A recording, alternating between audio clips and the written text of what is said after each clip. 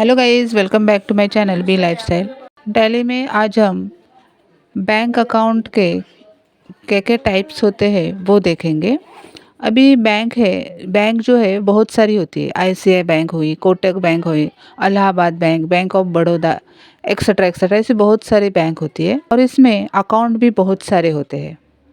For example saving account, current account, FD account, then FD का full form है fix deposit account, then loan bank loan account, then CC account, then bank credit card. ये सब bank के account होते हैं। ये जो अलग अलग बैंक अकाउंट होते हैं इसमें टैली में जब इस रिलेटेड हम एंट्रीज करते हैं तो बहुत सारी कन्फ्यूजन होते हैं अकाउंटेंट को।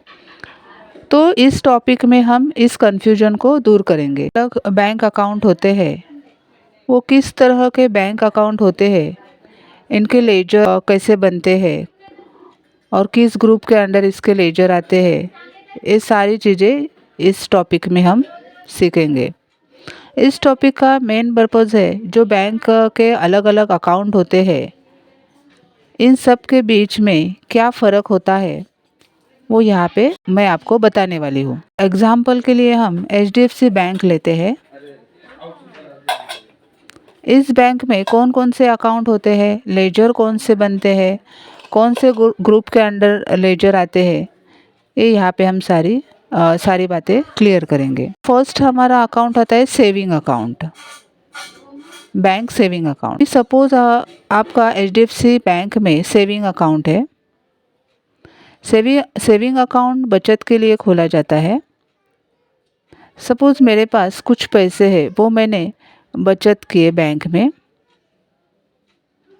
जिस पे मुझे कुछ ब्याज मिलेगा, तो इसे कहते हैं सेविंग अकाउंट। किसी व्यापारी का एचडीएफसी बैंक में सेविंग अकाउंट होता है तो उसका लेजर कैसे बनेगा, एचडीएफसी बैंक सेविंग अकाउंट करके, और इसका अंडर ग्रुप आएगा बैंक अकाउंट और नेचर आएगा एसेट्स, क्योंकि ये हमारी संपत्ति है तो ये एसेट्स हो गई। अभी हम दूसरा बैंक अकाउंट देखते हैं, वो है बैंक करंट अकाउंट।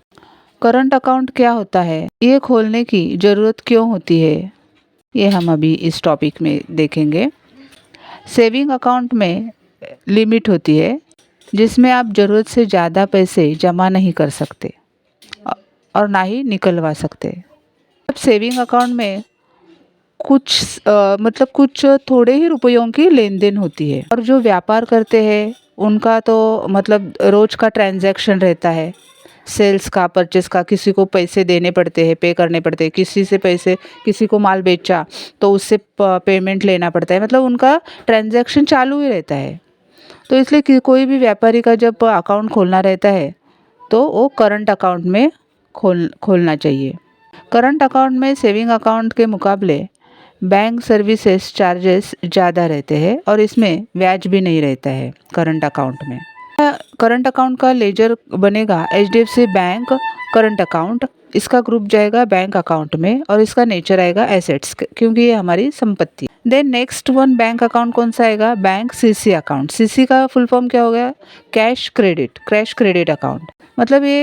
ये जो पैसा है वो एक तरह से बैंक से हमने लिया हुआ लोन ही है, लेकिन लोन से थोड़ा अलग है।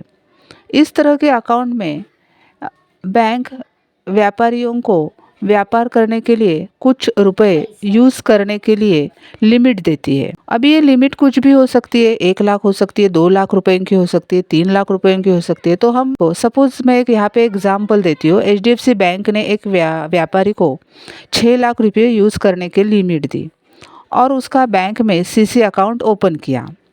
अब यहाँ पे व्यापारी जब तक ये 6 लाख रुपए यूज़ नहीं करेगा तब तक बैंक उससे पैसे नहीं मांगेगी और ना ही उससे कुछ ईएमआई लेगी और ना ही उससे कुछ ब्याज मांगे। सपोज व्यापारी ने जो 6 लाख रुपए बैंक ने उसे दिए हैं सीसी अकाउंट में, उसमें से 2 लाख रुपए उसने निकाले, उसको ज़रूरत पड़ी इसलिए उसने निकाले। तो पहली बात ये है कि वो जो 2 लाख रुपए उसने निकाले बैंक से, तो वो 2 लाख रुपए पे बैंक उससे ब्याज मांगेगी, फिक्स ईएमआई मांगेगी। जिस दिन से उसने ये 2 लाख रुपए बैंक से निकाले उस दिन से उसका बैंक में ब्याज चालू हो जाएगा। और ये जो व्यापारी ने 2 लाख रुपए निकाले हैं, उसमें से वो जितने चाहे बैंक में जमा कर सकता है। मतलब उसने फर्स्ट 1 लाख जमा किए, देन 50,000 जमा किए, उसको चाहे उतना वो ईएमआई भर सकता है। अभी सपोज उसने 2 लाख रुपए निकाले और 2 लाख रुपए में से उसने 1 लाख रुपए जमा किए बैंक में, तो जब बचे कितने, 1 लाख रुपए। अभी ये जो 1 लाख रुपए है, तो खाली जो 1 लाख रुपए है उसी पे उसका ब्याज लगेगा, और वो 1 लाख रुपए भी उसने बैंक में जमा किए। तो जिस दिन वो बैंक में ये 1 लाख रुपए भी जमा करेगा, तो उसी दिन से ब्याज लगना बंद हो जाएगा। मतलब बैंक उससे कुछ भी ब्याज नहीं मांगेगी। ये होता है सीसी अकाउंट। अभी ये सीसी अकाउंट में जो पैसा होता है वो हमारा नहीं होता है, वो बैंक हमें देती है यूज़ करने के लिए। लेकिन saving account and current account में जो पैसा होता है वो हमारा रहता है। एचडीएफसी बैंक में करंट अकाउंट है और एक सीसी अकाउंट है। सपोज करंट अकाउंट में आपका बैलेंस है 10,000 और आपने और 10,000 बैंक में जमा किए, तो आपका बैलेंस कितना हो गया, 20,000। सीसी अकाउंट जो है ये इसके अपोजिट रहता है। सीसी अकाउंट में से जब पैसे निकालते हैं तो बैलेंस बढ़ता है, और जमा करते हैं तो बैलेंस कम होता है। फॉर एग्ज़ाम्पल सीसी अकाउंट का बैलेंस हमारा 10,000 है, मतलब 10,000 अपने बैंक से लिए, ये बैंक पैसे हमें देती है सीसी अकाउंट में। अभी इसे हमें वापस करने हैं, तो जब ये पैसे मैं वापस करूँगी तो हमारा बैलेंस कितना हो जाएगा, 0 हो जाएगा, क्योंकि ये जो बैंक ने हमें पैसे दिए वो उधार ही दिए हमें। तो इसलिए यहाँ पे जब हम पैसा जमा करते हैं तो हमारा बैलेंस कम हो जाता है, बढ़ता नहीं है। बैंक सीसी अकाउंट का ledger HDFC bank CC account करके आता है। इसका under group bank OD account आता है, सीसी अकाउंट भी आता है, ओडी अकाउंट भी आता है। इसका नेचर लायबिलिटी रहता है। नेक्स्ट अकाउंट की बात करेंगे, वो है बैंक क्रेडिट कार्ड अकाउंट। इसमें भी हमें बैंक ही पैसे देती है, बैंक द्वारा ही हम ये पैसे यूज़ करते हैं। ये यहाँ पे भी हमें लिमिट दी जाती है। अभी लिमिट कुछ भी हो सकती है। क्रेडिट कार्ड की लिमिट सीसी अकाउंट से कम होती है। अभी इसमें भी जो हमें पैसा देती है बैंक, वो हमें बैंक को वापस करना पड़ता है। अभी अलग अलग बैंक का क्रेडिट कार्ड का रूल अलग अलग होता है। किसी में ब्याज लगता है, किसी में नहीं लगता है। पैसों को ईएमआई द्वारा भी हम जमा कर सकते हैं, या फिर एक सारा भी, मतलब एक साथ भी अमाउंट दे सकते हैं। अलग अलग बैंक के अलग अलग नियम होते हैं। अभी इसका लेजर कैसे बनेगा वो देखते हैं। क्रेडिट कार्ड का इसका लेजर बनेगा एचडीएफसी बैंक क्रेडिट कार्ड, और ग्रुप जाएगा बैंक ओडी अकाउंट, नेचर आएगा लायबिलिटी। देन नेक्स्ट अकाउंट है हमारा बैंक आरडी अकाउंट। अभी आरडी अकाउंट में क्या आता है, यहाँ पे हमें एक अमाउंट डिसाइड करनी पड़ती है, और हर महीने में एक फ़िक्स अमाउंट हमें फ़िक्स टाइम पे फ़िक्स डेट पे देनी पड़ती है, और इसका टाइम पीरियड भी फ़िक्स रहता है। मतलब 6 साल तक ये हमें फ़िक्स अमाउंट देनी पड़ती है। ये हो गया हमारा आरडी अकाउंट। अभी बैंक सेविंग अकाउंट से आरडी अकाउंट में हमें ब्याज ज़्यादा मिलता है। इसका लेजर बनेगा HDFC bank RD account, group जाएगा इन्वेस्टमेंट में, नेचर आएगा एसेट्स। देन नेक्स्ट वन है हमारा अकाउंट एफडी अकाउंट, यानी फिक्स डिपॉजिट अकाउंट। सपोज आपने फिक्स डिपॉजिट अकाउंट में 20 लाख रुपए रखे पूरे। यहाँ पे एफडी अकाउंट में हमें एक साथ पैसे रखने पड़ते हैं बैंक में फिक्स टाइम के लिए। सपोज हमने 5 साल तक जमा किए ये पैसे, तो यहाँ पे हमें बैंक महीने का भी ब्याज दे सकती है ये 20 लाख पे, या फिर 5 साल के बाद एक साथ पैसे भी दे सकती है। इसे कहते हैं एफडी अकाउंट, यानी फिक्स डिपॉजिट अकाउंट। इसका लेजर बनेगा HDFC bank FD account. Then next one है हमारा account bank mutual fund account. अभी ये जो म्यूचुअल फंड अकाउंट है ये खाली बैंक का ही नहीं रहता है, किसी कंपनी का भी हो सकता है। फॉर एग्जांपल एचडीएफसी बैंक के म्यूचुअल फंड में हमने इन्वेस्टमेंट किया है।